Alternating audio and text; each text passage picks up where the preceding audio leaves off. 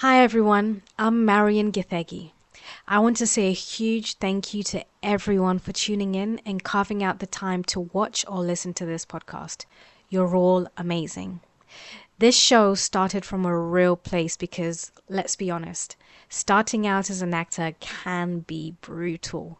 My journey began fresh out of drama school, struggling with auditions and a nervous wreck at director meetings. So I thought, why not learn from the directors themselves?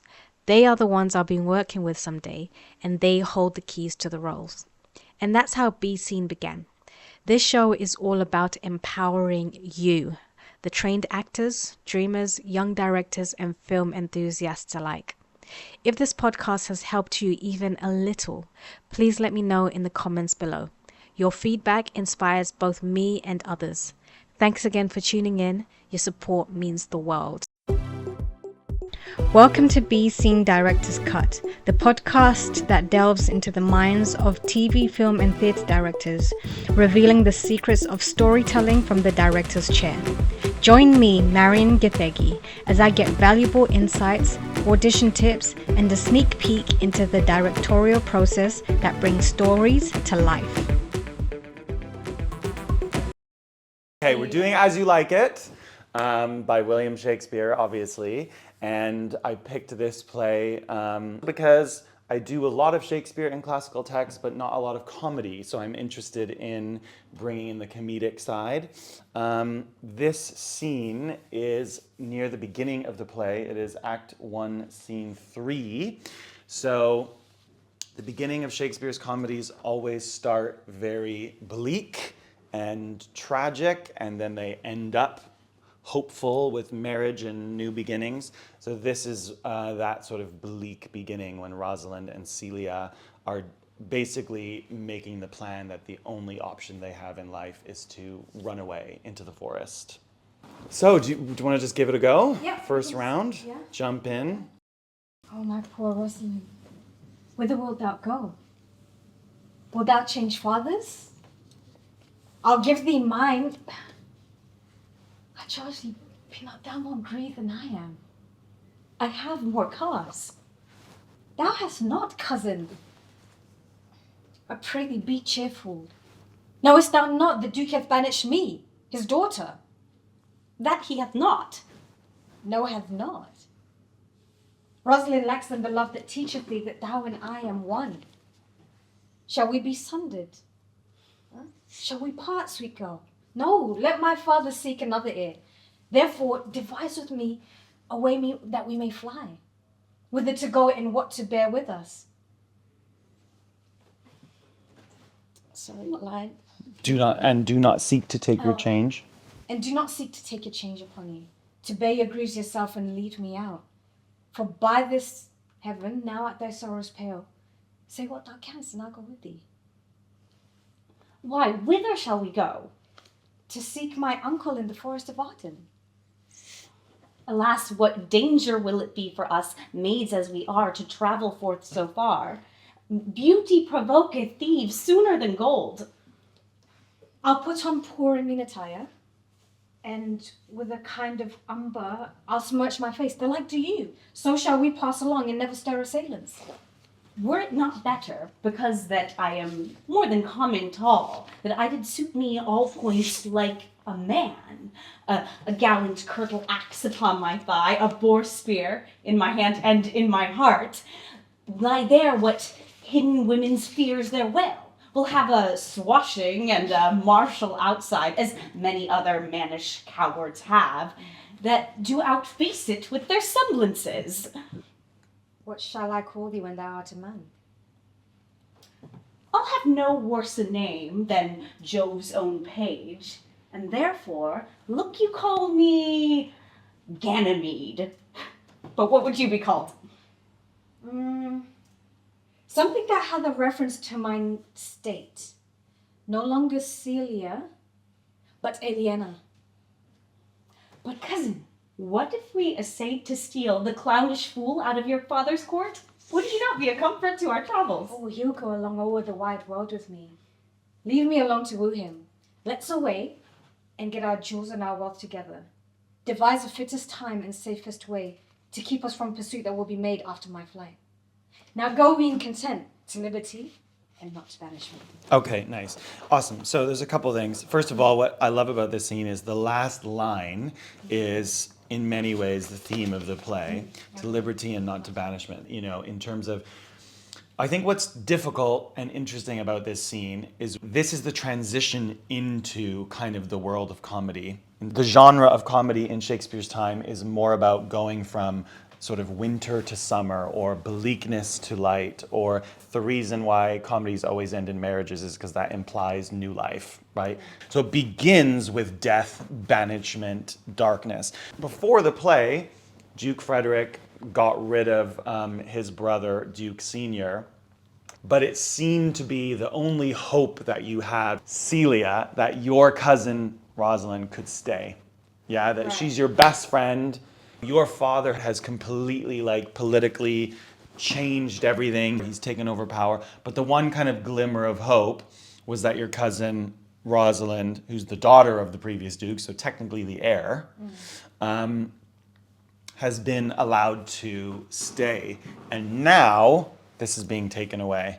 So just in terms of the beginning of the scene, I think you can't go too far down the route of tragedy in a way. So he's just said, you're gone. Gotcha. And your question to her is, where are you going to go? How are you going to survive? This is a world in which a woman on her own with no money and no, you know, in the position that she's in, that's like, might as well be a death sentence. Right. Wilt thou change fathers? I will give thee mine. I charge thee, be not thou more grieved than I am. That's your start. Then it's about showing us where the new ideas are, because this scene is all about, okay, we're in this, the worst of the worst of the worst. Hang on, here's an idea. Here's an idea. Here's an idea. And you're sort of pulling us out into that world of discovery, going to the court, all that kind of stuff. Can we try something? Can we try sitting on chairs, anyone you want? Think about connecting with each other. Every time there's a new idea, move chairs.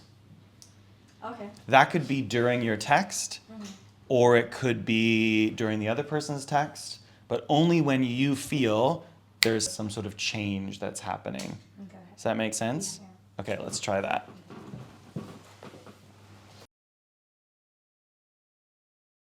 Oh, my poor Rosalind. Whither wilt thou go? Wilt thou change fathers? I'll give thee mine.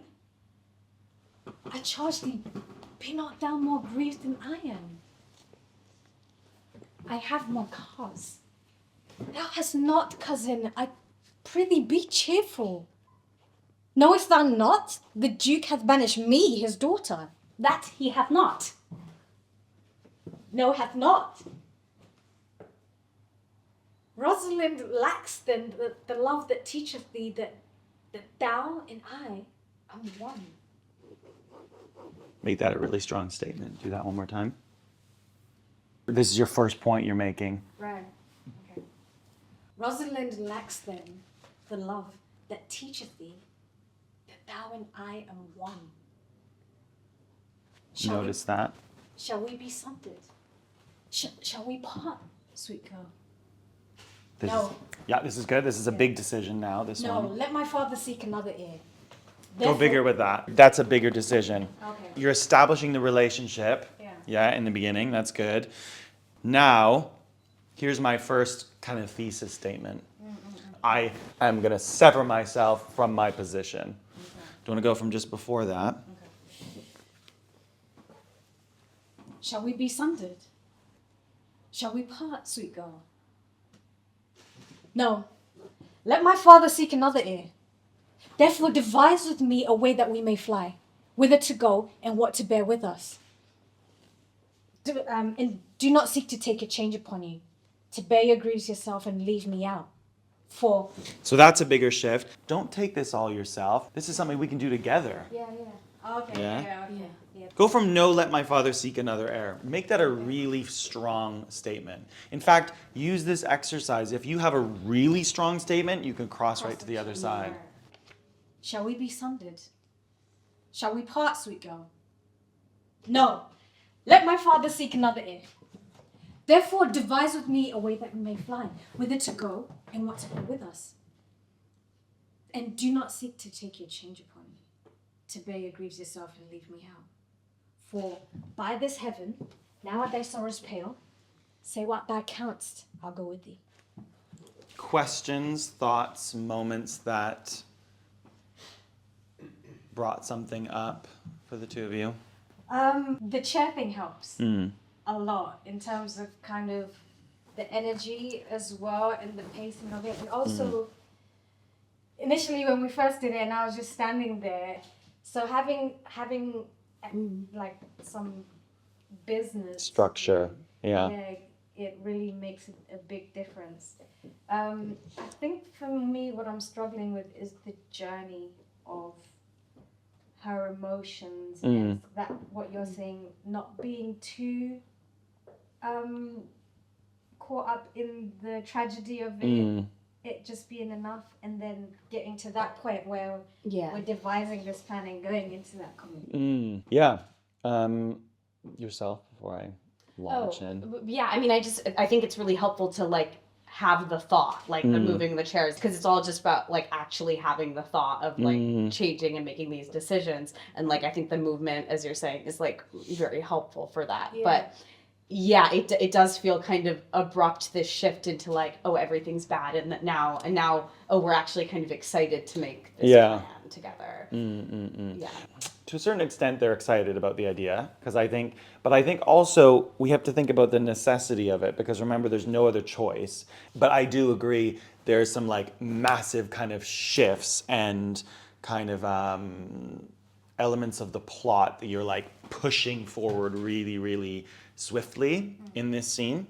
My question for you is, if you were to pick individually one moment, could be a line or just a moment in this scene that stands out as the most important for your character, what comes to you?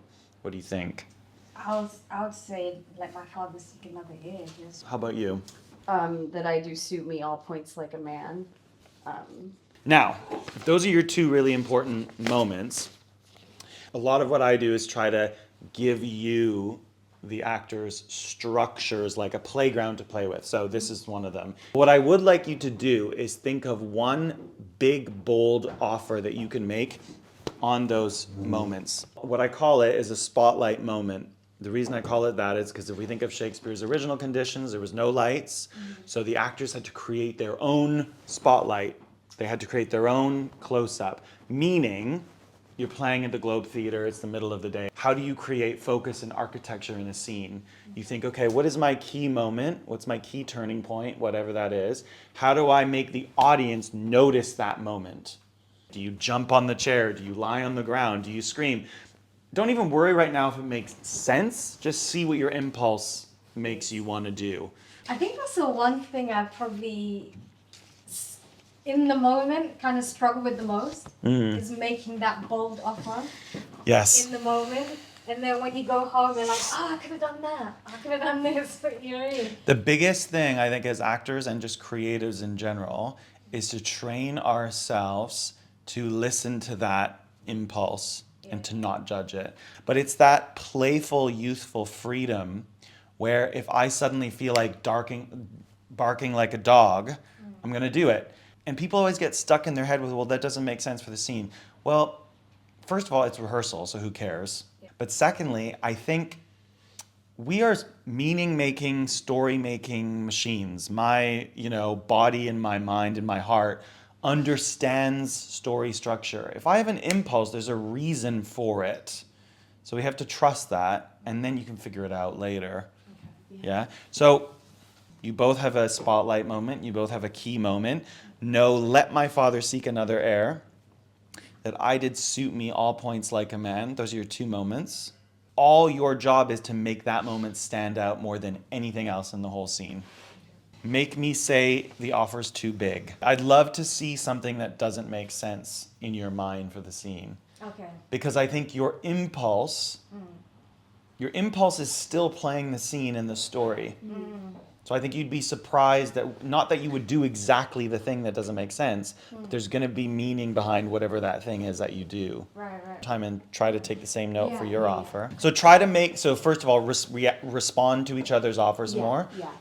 If she does something big, you can do something big in response, Right. or let yourself respond however you want, but see what the weird or wrong version of that spotlight moment is. That Okay. bold offer. Okay, I'm Let- trying not to preempt. I know. Let it derail the scene, I say. Okay. Let it mess up the whole thing. Okay. So here we go. The Duke has left, everything's gone to shit, and boom. Oh, my poor Rosalind, whither wilt thou go? Wilt thou change fathers? I'll give thee mine. I charge thee, be not thou more grief than I am. I have more cause.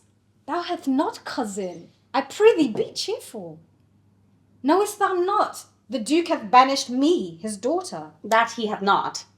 No, hath not. Rosalind lacks then the love that teacheth thee that thou and I am one. Shall we be sundered? Shall we part, sweet girl? No, let my father seek another ear. Follow through with that, Rosalind. Laugh. Follow through with that. Let that be a thing. React to that, yeah? Keep going. Therefore devise of me a way that we may fly, whither to go, and what to bear with us. And do not seek to take your change upon you. To bear your griefs yourself and leave me out. For by this heaven, now at thy sorrow's pale, say what thou canst, I'll go with thee. Why, whither shall we go? To seek my uncle in the forest of Arden. Alas, what danger will it be for us, maids as we are, to travel forth so far? Beauty provoketh thieves sooner than gold. I'll put on poor and mean attire, and with a kind of umber I'll smudge my face. But like do you, so shall we pass along, and never stir a sails. Were it not better, because that I am more than common tall, that I did suit me all points like a man, a gallant curtle axe upon my thigh, a boar spear in my hand, and in my heart, like all those fears that all those women's fears that there will be. We'll have a swashing and a martial outside, as many other Good. Just manage. do your bit one more time, Rosalind. Go from your were it not better, and just see if you can notice yourself doing it. Frame that moment more.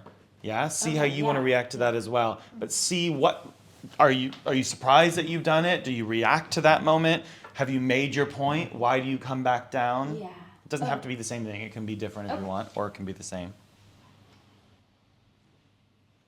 Were it not better, because that I am more than common tall, that I did suit me all points like a man, a gallant curtle axe upon my thigh, a boar spear in my hand, and in my heart lie there what hidden women's fears there will.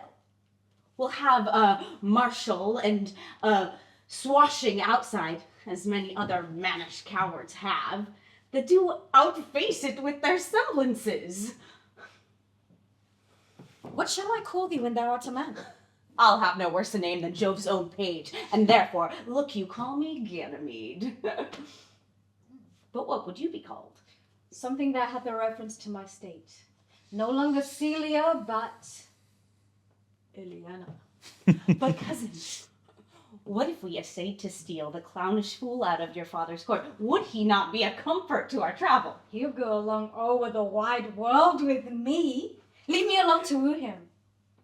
Let's away and gather our jewels and our wealth together. Devise the fittest time and safest way to keep us from pursuit that will be made after my flight. Now go we in content to liberty and not to banishment. Nice. How were those spotlight moments? Yeah, they helped. Well, it's really interesting because that especially the new one that you did, I was thinking, I don't know, it just made me think, okay, maybe there's a version in which that's the last thing she's like shaking off the energy of her father. Or it even made you seem more childlike in a way, because it was a little bit like throwing a tantrum. Yeah. And so there was something about like the full-bodied nature of it that pulled me into that part of the scene.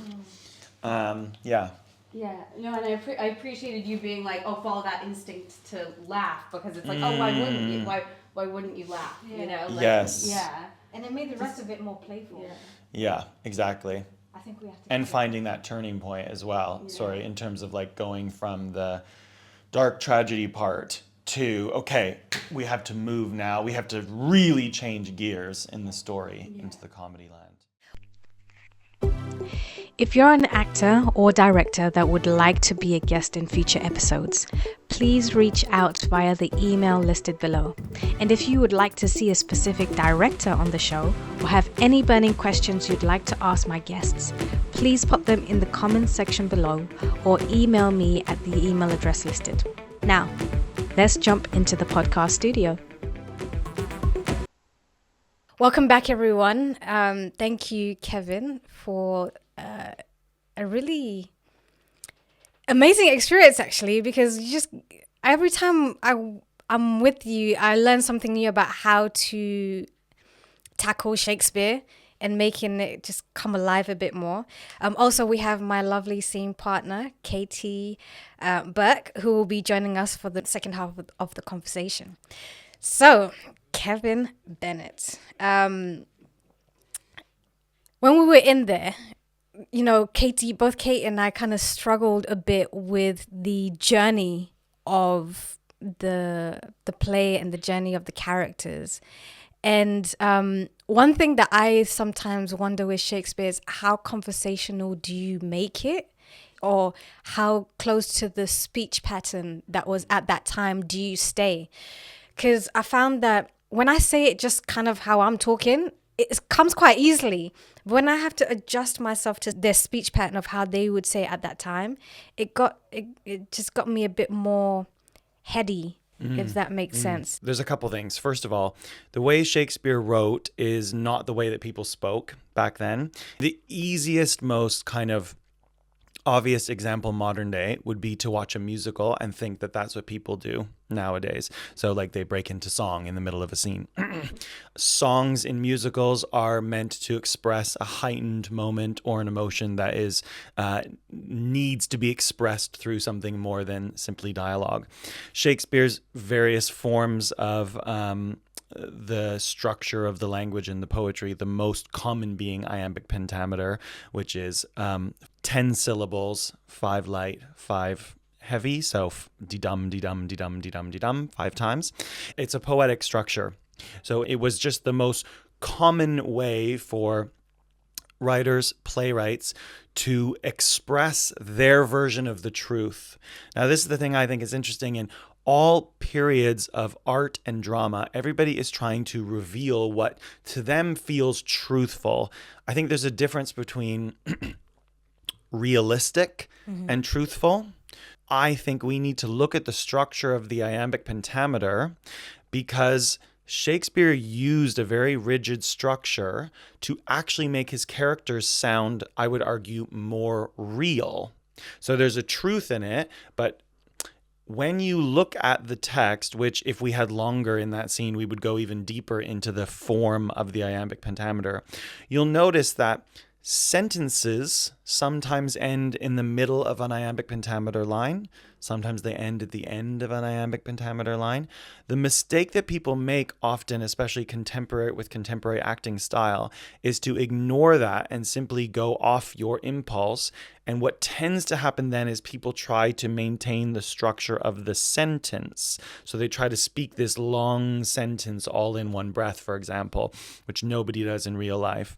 What Shakespeare's doing is he's breaking up the sentences in the thought and using the iambic pentameter format So if you speak the line as the line and you try not to stop too much in the middle and you always give a little break at the end of the line, he's leading you into something that might, to your modern acting kind of impulses, feel very rigid and controlled, but it's actually more realistic than if you were to just speak it by, quote, impulse. Yeah.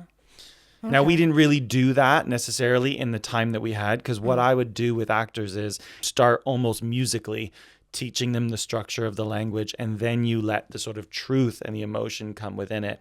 What we were doing, I would say, I let you speak it and respond to each other. And then if we went further, I would start guiding you towards things. I'd go, can you find a bit more of a break at the end of that line? Right now, you're just running over from one to the next, just to give yourself a bit of a breath for the audience to hear it. Actors are then finding their truth within the thoughts and the language, and I'm just gently guiding them, pushing them, nudging them towards the structure, which is a lot easier to understand when you actually follow that structure.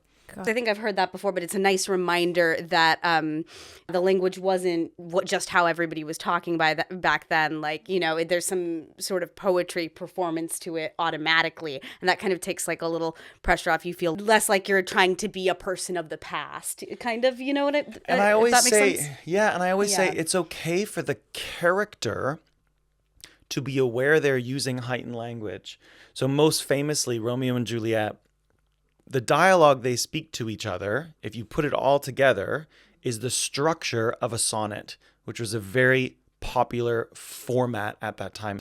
Now, sonnets tend to be the biggest expression of love, but I always say to the actors, it's okay to be aware that you're doing that.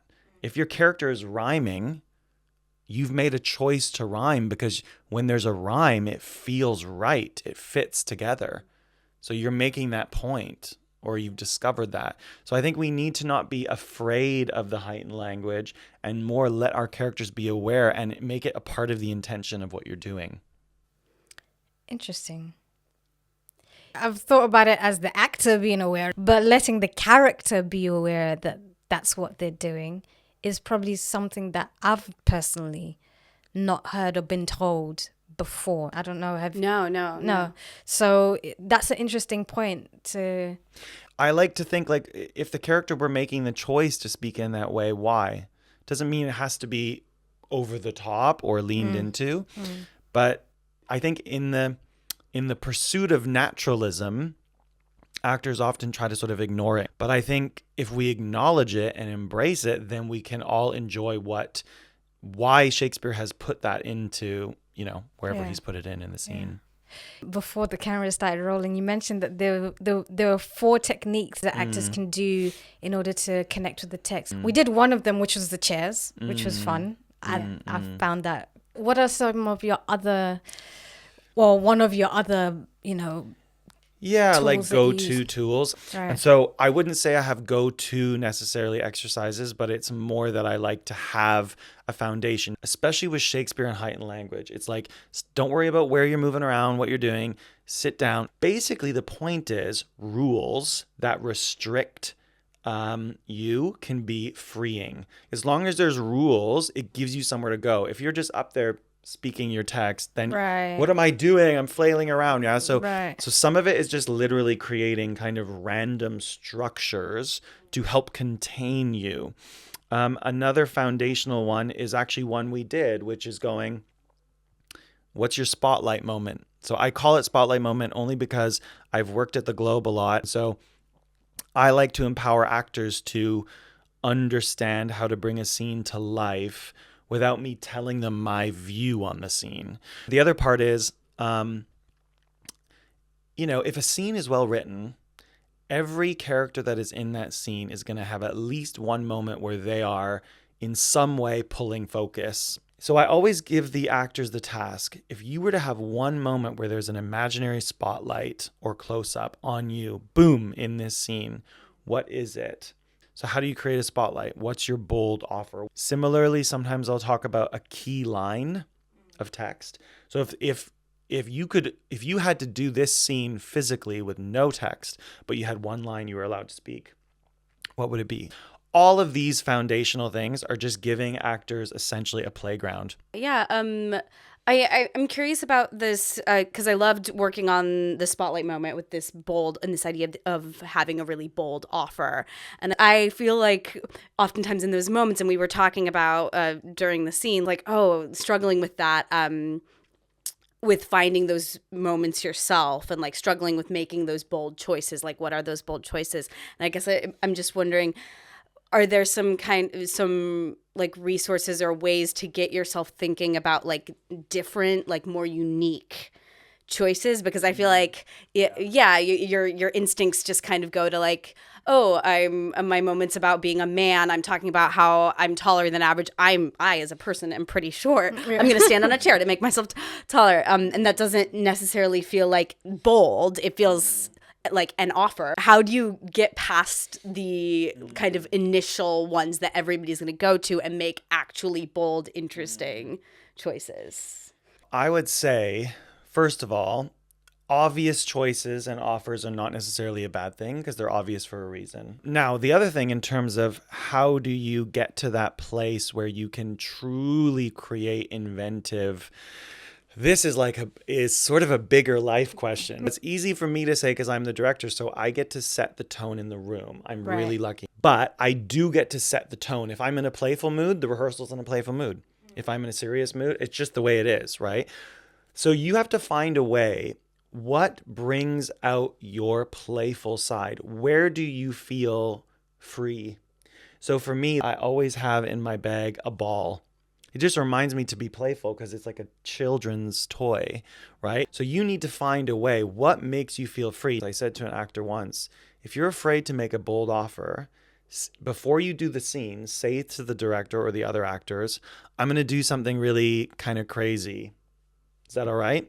Sometimes just saying it gives you the freedom to do it because I think a lot of people are afraid of how they're going to be judged or they're thinking the director's looking for the answer. And some directors are looking for the answer at all times. So if you say to them, do you mind if I do the scene once? And I'm just going to do like the weirdest, I just want to get it out there and see if there's anything useful in it. But I'm sure it'll be totally wrong. That's what rehearsal is for. Even if it makes no sense, there might be something that we discover. Or there might not be, but you've done it and you feel free to just follow those impulses. That's great. That's really helpful. Okay, that's all we have time for. I'm going to say thank you so much, Kevin, for having us, for directing us, even if it was for a short space of time. Katie, thank you so much for being my scene partner. And you are free to... Okay. All right. Thanks. Good work today. Thank you so much, Katie. It's such an honor and a privilege to have you here. We have worked together before at Lambda. I remember my experience clearly and learnt different little tools and tips in order to get into Shakespeare. But today this first part of the portion is all about you. And just to get to know you a bit better and your background and everything. So where did your director journey begin? And did it start off as wanting to be a director? How did that come about? Well, I was a younger sibling. I was always making stories and plays and acting, but also being like a controlling kind of younger sibling, putting on shows with my stuffed animals, organizing things.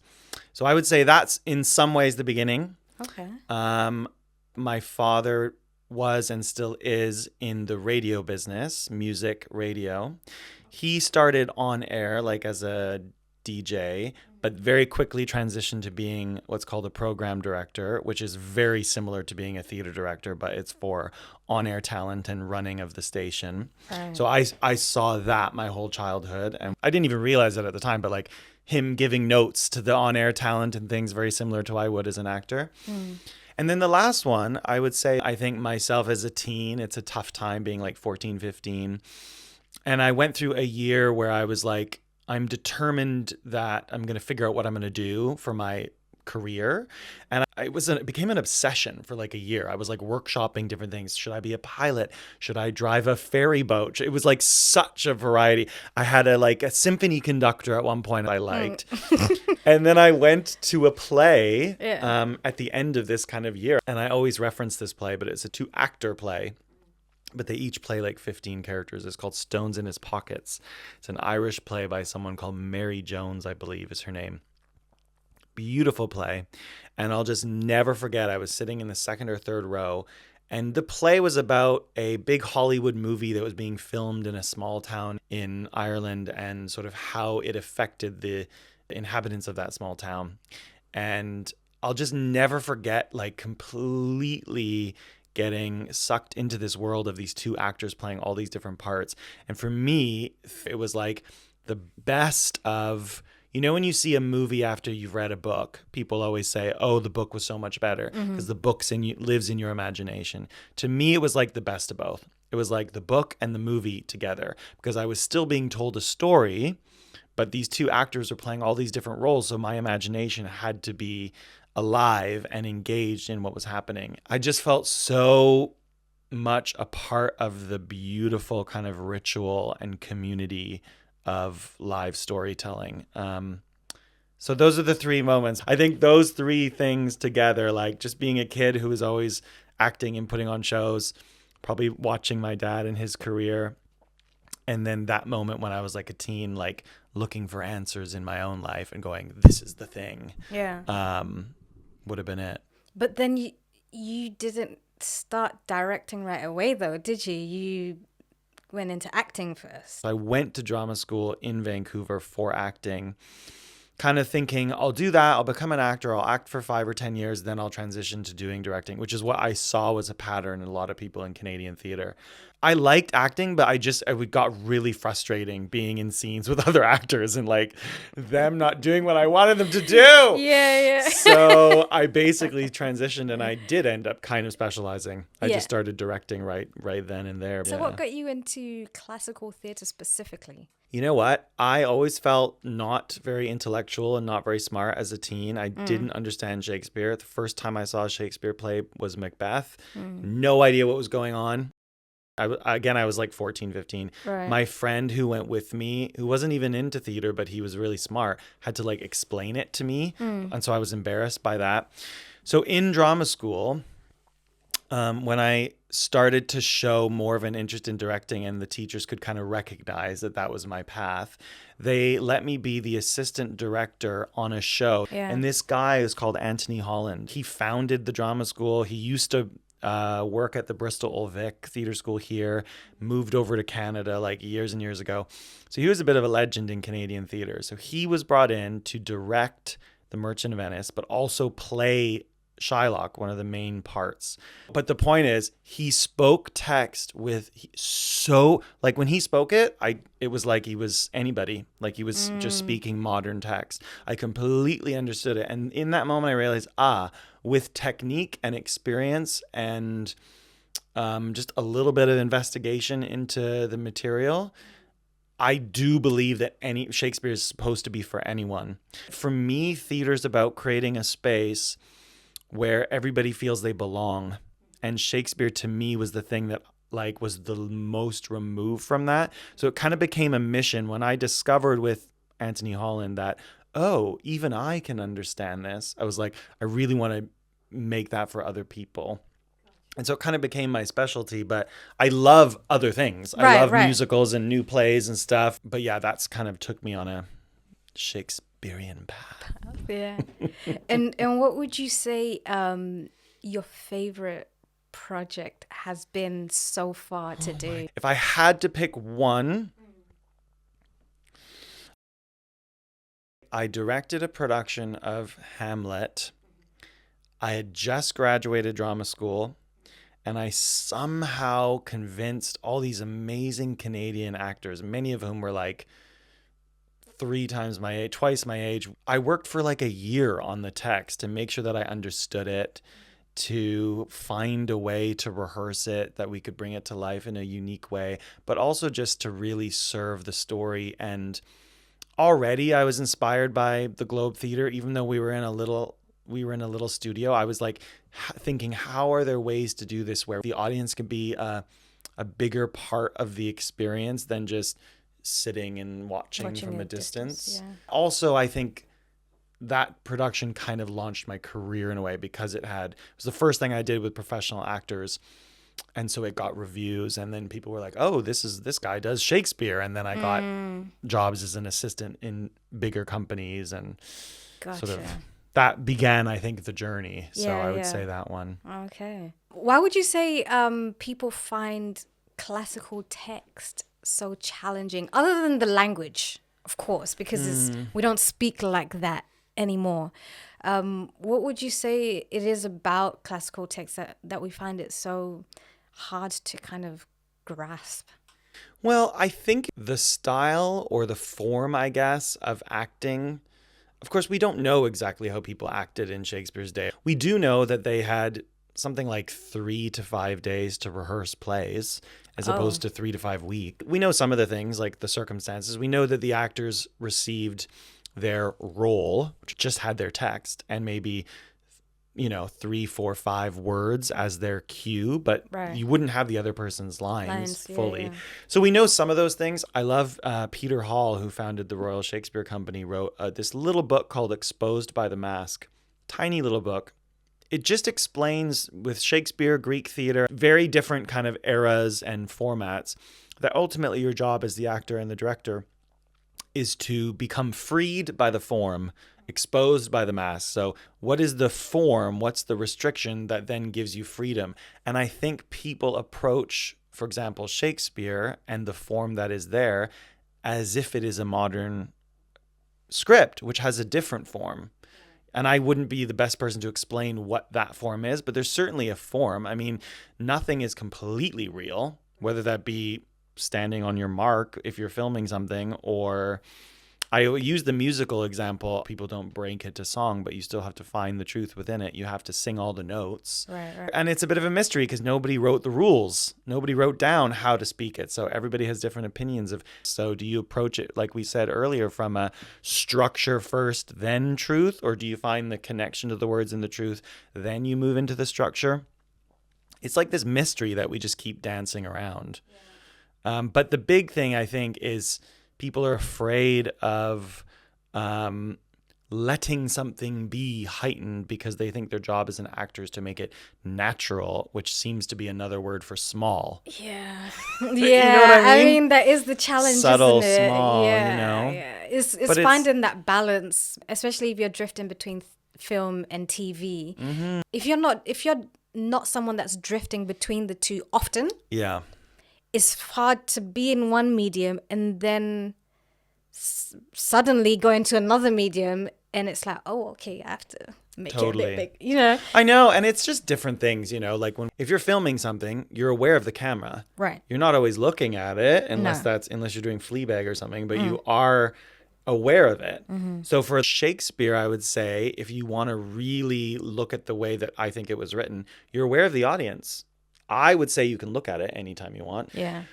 But the audience is such a massive part of it. I often say performing in a Shakespeare play is like one part being the character and one part facilitating a public debate on behalf of the character. Mm-hmm. Meaning, if you think of the original conditions, 1,000 people are standing, 2,000 people are sitting. Like a Coliseum, it's this big thing. It's loud. People don't have the same rules in terms of how they behave in a theater. There's no lights that go down to make them quiet. Half of them are standing. It's raining maybe.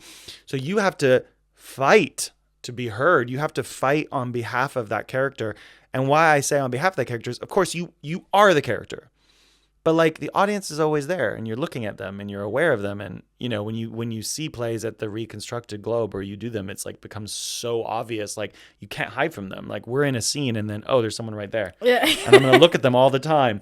So there's always a bit of a meta theatrical, like removed from the reality of the scene situation going on. So I think you sort of float between like being in the scene and being like, don't you think what I'm saying is good for the character? Should I say something else? Okay, great. Yeah, I'm going to say that. Right. And that little moment with the audience member happens like constantly throughout scenes. Right. Before we sign off here, you're a working director. Are there things that actors should consider when going in for meetings? Okay, so I would say a couple of things. One, if you're coming in and you're doing Shakespeare, for example, don't improvise around the text. I have had that happen before. I've had someone come in and they're doing, like a famous speech from Shakespeare, and they fill in all sorts of other modern words around it to make it natural. That might sound obvious, but like, stick to the text. I would say for me, don't be afraid to make big, bold choices. I think people are thinking in the meeting so much about what I or other directors want to see.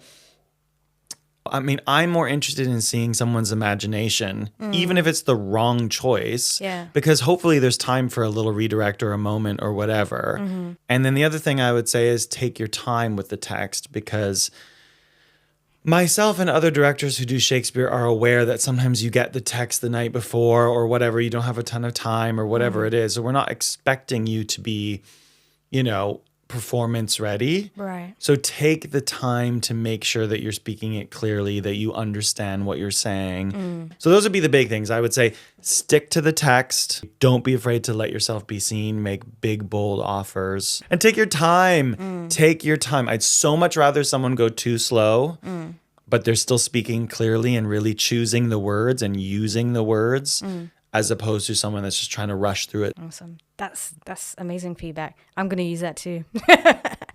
All right. So we're going to head over now to the scene and get started with the performance. All right. Sounds good.